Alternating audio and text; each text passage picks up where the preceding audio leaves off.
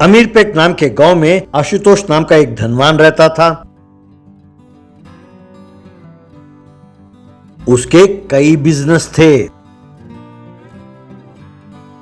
लेकिन आशुतोष अपना ज्यादातर समय पीवीसी पाइप्स के दुकान में ही गुजारता था। आशुतोष के पास जिगर नाम का लड़का काम करता था। वो बहुत होशियार लड़का था। जब तब वो आशुतोष को धंधे में अच्छे सलाह देता रहता था। कर बचाने के लिए हिसाब किताब को कैसे मोड़ा मरोड़ा जाए वो आशुतोष को समझाता रहता था।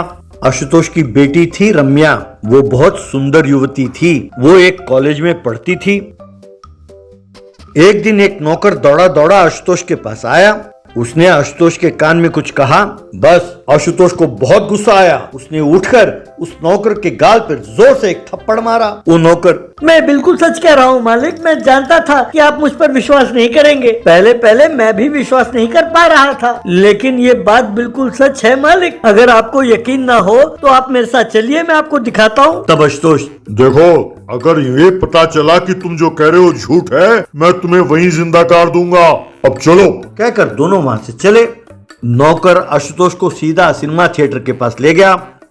थिएटर के अंदर जाकर उसने मालिक से कहा, देखिए मालिक, आप खुद ही अपनी आंखों से देख लीजिए। आशुतोष ने वहां देखा कि रम्या और जिगर पास पास बैठे सिनेमा देखते हुए हंसी मजाक कर रहे थे और छेड़छाड़ कर रहे थे। ये देखकर आशुतोष के बदन में आग लग गई। आशुतोष नौकर से, सुनो, तुम गांव में जाओ और चुपचाप पता करो कि ये सब सिलसिला कब से चल रहा है इन दोनों का। नौकर गांव में गया और पूछताछ करने लगा।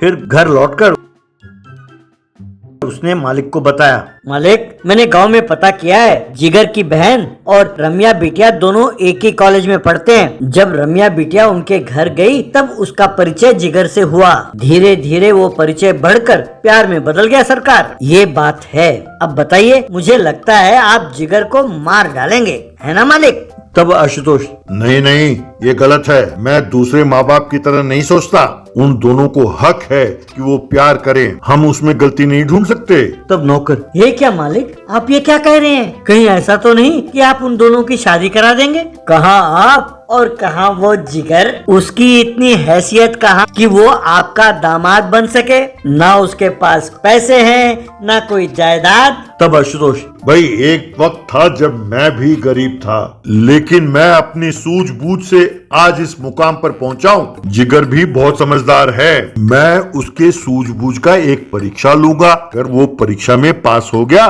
तो मैं उसे अपना दामाद बना लूंगा।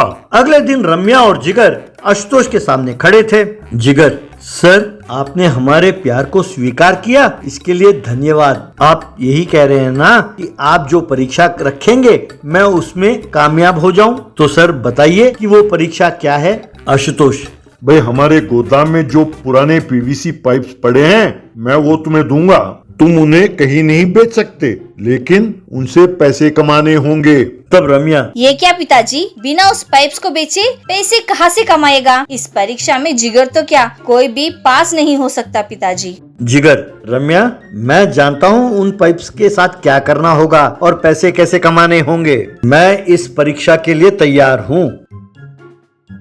फिर जैसे तय हुआ था उसी तरह जिगर के घर के बाहर एक पीवीसी पाइप से भरा ट्रक आकर खड़ा हुआ।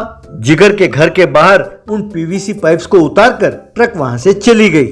जिगर तुरंत काम पर लग गया। उसने उन पाइप्स में छोटे छोटे छेद किए, फिर कुछ को लिटाकर कुछ पाइप्स को सीधा खड़ा करके उसने रखा और कुछ पाइप्स को उसने लटका दिए। इस तरह न केवल घर के बाहर बल्कि कुछ पाइप्स घर के छत के ऊपर भी रखे। उसने उनमें बीज डाले और पानी देने लगा। कुछ ही दिनों में छोटे छोटे सब्जियां उगने लगी। यूं कई दिन बीत गए। अब सब्जियां अच्छी तरह उग चुकी थी।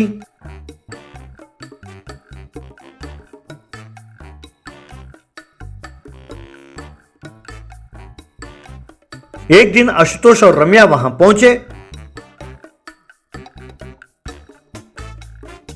तब आशुतोष, देखा सर, बिना पाइप्स को बेचे मैंने इनमें सब्जियां उगाई। अब यदि मैं इन्हें बाजार में बेचूं तो ढेर सारे पैसे मिलेंगे सर। तो क्या मैं ये मानूं कि इस परीक्षा में मैं पास हो गया? आशुतोष, शाबाश जिगर बेटे शाबाश, तुम इस परीक्षा में पास हो गए। केवल इन पाइपों से तुमने इतने पैसे कमाए तो मुझे पूरा यकीन है कि कल मेरे सारे संपत्ति को तुम दुगना कर दोगे। अब रम्या की शादी तुम्हारे साथ करने में मुझे कोई एतराज नहीं है। ये सुनकर रम्या और जिगर बहुत खुश हुए।